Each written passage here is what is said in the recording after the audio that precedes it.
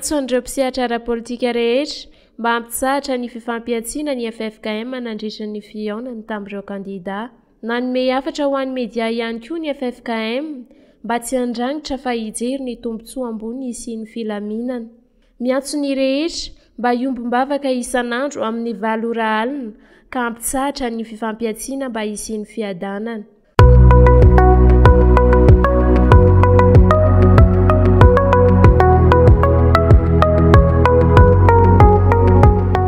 Nisy ao analozam-pifamoivoizana teny amin'ny lalam-baovao tsara saotra androany. Motocross iray miloko mena sy mainty no nifandona tamina fiara iray. Tsy nisy ny ainana fohy, ny naratra kosa dia noentina notsaboiny eny amin'ny hopitaly.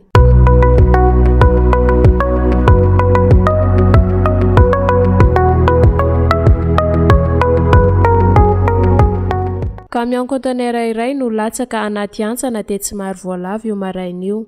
Raha ny vaovao azy dia tsy naninona ny mpamily sy ny mpamily mpanampy fa ny olona nientiny no naratra. Camion avy an-Toamasina hiakatra eto Antananarivo ity Tradoza ity.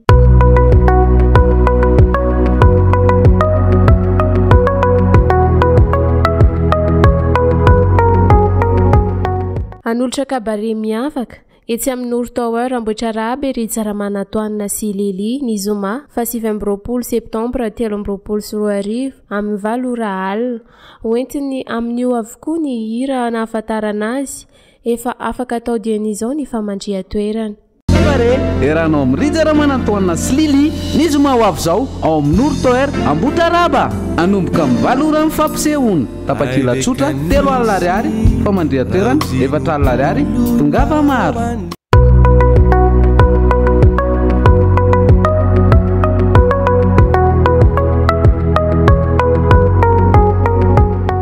Mikaikaiky amponina lasora no ny fahatapahan-drano eny an-toerana nandritra ny herinandro lasa izay. Koa manao antsoava amin'ny Jiramany be ny tanàna lasora mba hijery akaiky ny zava-misy eny an-toerana. Ny Jirama jiro sy rano malagasy no tompona andraikitra voalohany amin'ny famatsiana rano ny commune. Raha mandeha io Jirama no tompon'antoka, tsy mandeha io Jirama no tompon'antoka. Ka manao antsoava amin'ny Jirama zay ny vahaolana hevero fa mijaly ny vahoaka na lasora. Efa ataoko hoe antsoava zao ataoko amin'ny maben'ny tanàna zao ho an'ny Jirama fa tsy fantatro inona angamba amin'ny pression andrasan'ny Jirama higreve ny vahoaka satria tsisy rano. Mino fa tsy ho tonga amin'izay tsika fa olona tokony andraikitra daholo ny ao amin'ny Jirama, malala ny asa izay tokony ataony sy malala ihany koa ny laharam-pahamehana dia inona sy atenaina fa efa eo am-pamahana ny olana zareo satria miresaka amin'ireo tokony andraikitra ny tenanay dia inona sy atenaina fa anao izay azonareo atao nareo amin'ny Jirama mba hamahana nyity olan'ny-drano ao fokontany lasora, fokontany miadana, fokontany mahitsy ary fokontany ao Ambohitromby ity ety amin'ny commune lasora.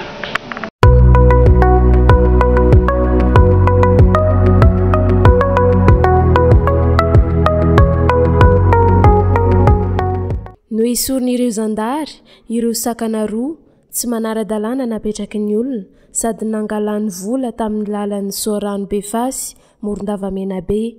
Lalany tany mialan'ny lalam-pirenena ary mitsofoka any anaty tanàna.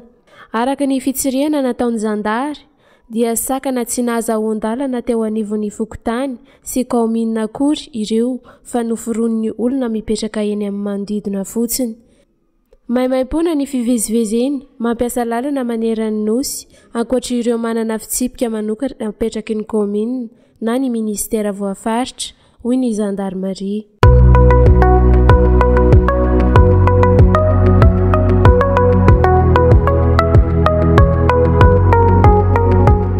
Miisa 7 ireo mpianatry ny Institut Confucius ao amin'ny Université n'Antananarivo nahazo vantsim-pianarana hanohy fianarana any Chine. Ny alahady teo no niainga izy ireo. Nampanantena fa hitondra vokatra tsara ho an'ny tanindrazana izy ireo rehefa tafaverina eto an-tanindrazana indray.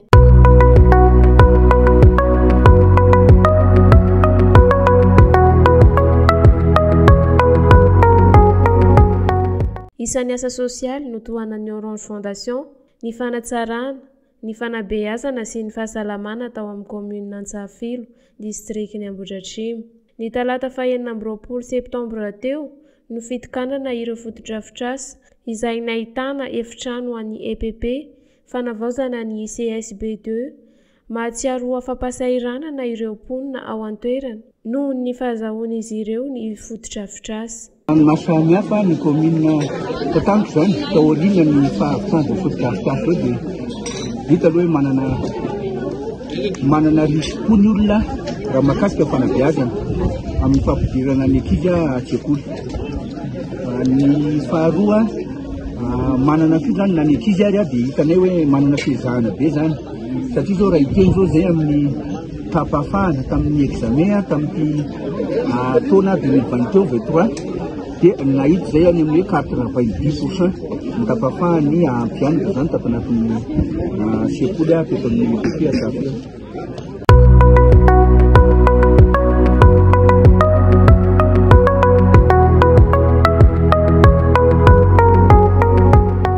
Fampahafantarana amin'ny fomba ofisialy ny fisian'ny Salon International de l'Habitat izay karakarain'ny Forelo Expo. Izany dia atao ny 7-20, 20, 20 ary ny 12 ny volana Oktobra ho avy izao. Omena toerana lehibe amin'izany ny fiarovana ny tontolo iainana, ny éco-responsabilité. Isy ihany koa ny fitoerana izay natao ho an'ny vokatra ary koa ireo orinasa mandray anjara amin'izany. Ity hetsika ity dia tafiditra anatin'ny fankalazana ny 20 taona ny salon. Ny volana Oktobra ho avy izao nanatanterahana ny Salon International de l'Habitat ety amin'ny Forelo Expo. Ankalaza ny 20 taona nisian'izany salon izany isika amin'ity taona 3 ity. Izay mpikarakara moa ato amin'ny Forelo Expo dia nampivory androany ireo mpandray anjara mba hanomana amin'ny fomba manetriketrika izany anniversaire 20 taona izany. Ny zava-baovao hoentinay dia ireo fianam-bidy ho atolotra ho an'ny mpitsidika rehetra mandritran'io efatrandro io. Fa ny Salon de l'Habitat koa dia ivitoerana anankiray ahafahan'ireo mantsiana na professionnel ao anatin'ny sehatrin'ny trano manomboka any amin'ny kely indrindra ka hatrany amin'ny lehibe indrindra mba ahafahan'izy ireo misehatra mampafantatra n'ireo vokatra sy servisy